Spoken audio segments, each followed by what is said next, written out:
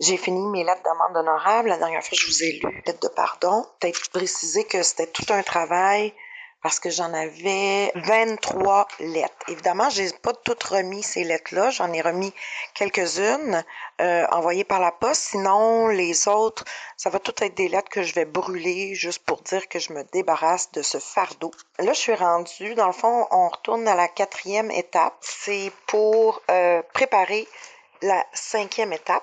5e étape qui est la dernière étape au niveau de mon cheminement ici. Donc, la 4e, c'est nous avons fait un inventaire moral sans peur et approfondi de nous-mêmes. Clairement, c'est un inventaire personnel, donc toute ma vie de 0 à 46 ans, vu que j'ai 46 ans maintenant. Donc, c'est vraiment de faire le retour sur tout ce qui m'est arrivé, en prendre bien note et dans le but, évidemment, d'aller vers la 5e étape, qui est d'avouer à Dieu, à nous-mêmes et à un autre être humain la nature exacte de nos torts. Donc, tout ce qu'on a écrit, les lettres, l'inventaire personnel, la lettre d'adieu à la consommation, la lettre de présentation de mon moi-même au positif, évidemment. Donc tout ça, on va passer du temps en fait avec une tierce personne que je ne connais pas d'avance.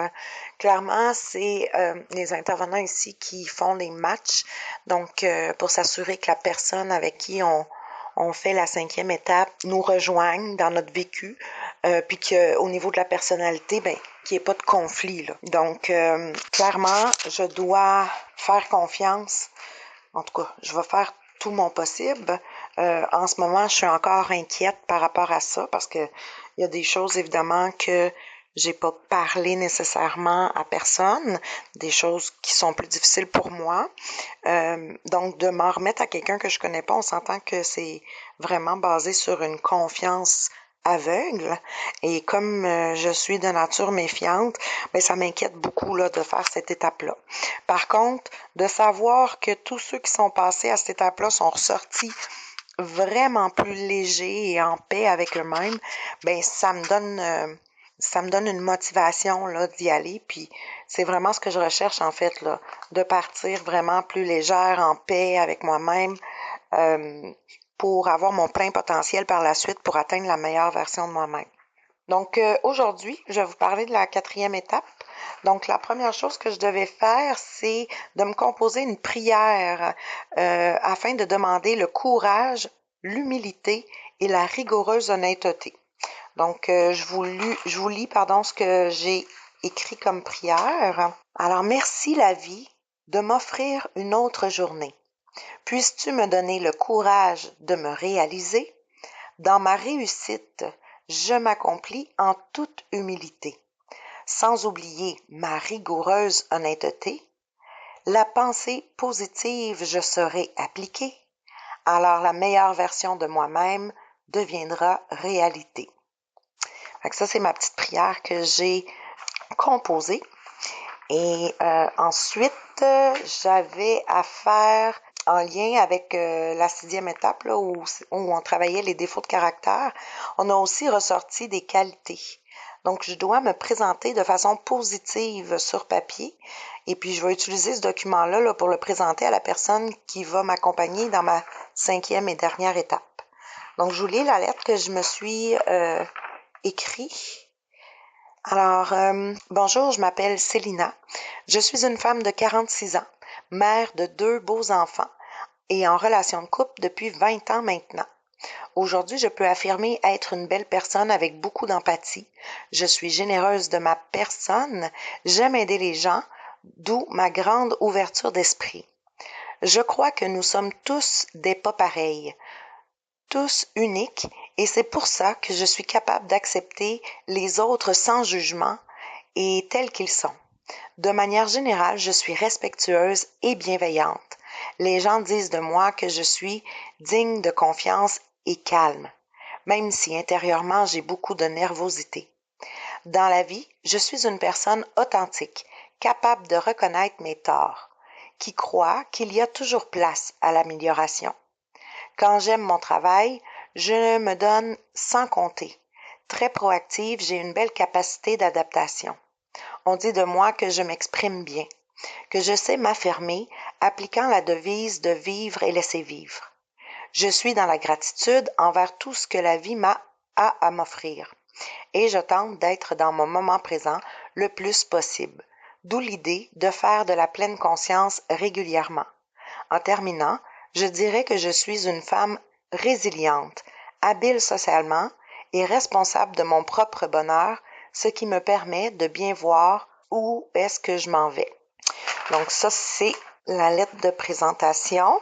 Ensuite, je devais décrire le modèle familial dans lequel j'ai évolué. Donc ça, c'est vraiment plus un arbre généalogique, là. Ma mère est monoparentale, mes frères, mes sœurs, mon père. Donc c'est vraiment plus un arbre là, que je vous lirai pas nécessairement. Puis ensuite, je devais inscrire sur papier les événements marquants de ma vie, avec qui, quand et comment que je l'ai vécu. Inscris ce que tu as fait subir aussi aux autres. Puis là, on fait ça par tranche d'âge, là. Donc, c'est vraiment un tableau dans lequel on écrit de 0 à 5, de 5 à 8, de 11, 12, 13 ans, et ainsi de suite. Donc, c'est vraiment juste pour nous donner les grandes lignes de notre vécu, pour ensuite pouvoir dire tout ce qu'on a à dire sans en oublier à la personne qui fait notre 5e étape. Ensuite, je dois aussi faire une lettre d'adieu à ma consommation. Donc, c'est la dernière chose que je vais vous partager aujourd'hui. Salut à toi, Miss Conso. Si je t'écris aujourd'hui, c'est pour te faire mes adieux. Tu es entrée dans ma vie il y a déjà plusieurs années. Je te remercie d'avoir été là pour moi au départ. Tu as clairement aidé à surmonter plusieurs embûches. Tu me donnais la force d'avancer sans trop de souffrance. Tu me donnais l'impression que j'étais mieux avec toi que sans toi. J'étais moins gênée, plus game de tout. Ça m'a permis de faire partie de la gang et d'avoir plus d'attention. Tu étais la solution que j'avais choisie pour ne pas vivre d'émotions trop intenses pour moi. Je croyais m'auto-médicamenter. Plus focus, moins de flux de pensée et le sentiment d'apaisement pour mon anxiété. Clairement, l'alcool ne suffisait pas, ce qui m'a conduit vers Marie-Jeanne. Elle et moi, nous nous sommes mieux entendus. Elle était plus douce et ne me faisait pas oublier tout ce que j'avais pu faire ou dire, ou même ce qu'on m'avait fait subir non plus.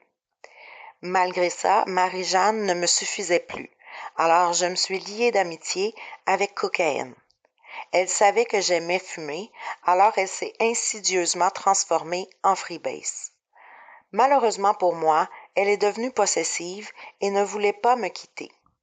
Elle me rendait vraiment accro et me dénaturait considérablement. J'ai accepté cette relation toxique bien malgré moi, et ça ne me prit pas longtemps avant que je sombre dans la dépendance au fuck it. Tu savais qu'étant une hypersensible, j'adorerais me détacher de mes émotions, et que même si je ne voulais plus de toi, le soulagement que tu m'apportais l'emportait sur mon rationnel. J'ai eu beaucoup de difficultés à me séparer de toi. Après une tentative de suicide liée au désespoir de mettre fin à notre relation, j'ai cédé. Et toi et moi avons continué de se fréquenter quelques années, jusqu'au point où je t'ai avoué que si on continuait cette relation, j'en mourrais par ta faute. Ce fut notre dernière fois ensemble. Tu as finalement accepté mon choix. Merci pour ça, car j'ai pu te sortir complètement de ma vie. Ça fait maintenant 11 ans que je n'ai plus de nouvelles de toi. Je suis vraiment fière de moi, de m'être affirmée et d'avoir mis fin à cette relation malsaine pour moi. Pendant tout ce temps, je continuais de fréquenter Marie-Jeanne. Et elle et moi avons fait un grand bout de chemin ensemble. 30 ans, pour être précise. Mais comme toute bonne chose a une fin, que toi et moi, nous me rendions malades, que tu augmentais mon anxiété et que tu me coûtais trop d'argent, je n'ai d'autre choix pour ma santé et mon désir de me gérer au naturel de te laisser aller, toi aussi. Notre relation me nuit plus que d'autres choses aujourd'hui, et je me rends compte que peu importe mes relations avec peu importe quel conso, je ne trouverai jamais le bonheur total ni la paix intérieure que je recherche depuis tellement longtemps. Force est d'admettre qu'au final, ce n'était pas la bonne solution et que mes relations de substance sont tous vouées à l'échec. J'ai trop souvent voulu faire à ma manière pour finir par attirer à moi les mêmes types de relations malsaines. Il est temps de vous laisser partir pour avoir une relation bienveillante avec moi-même. Et donc, il me fait plaisir de vous dire adieu et de mettre fin à toute possibilité éventuelle de vous revoir ou même de connaître les autres membres de votre famille. Pour moi, il est clair maintenant que pour être heureuse et en harmonie avec moi-même, je vais exclure complètement la possibilité de consommer peu importe la substance. Pour moi, sincèrement, je veux faire l'abstinence totale et me laisser aucune porte ouverte. C'est pourquoi je terminerai en vous disant à tous, sans exception, un gros adieu. Merci la vie. Alors sur ce, je vous souhaite un bon 24 heures.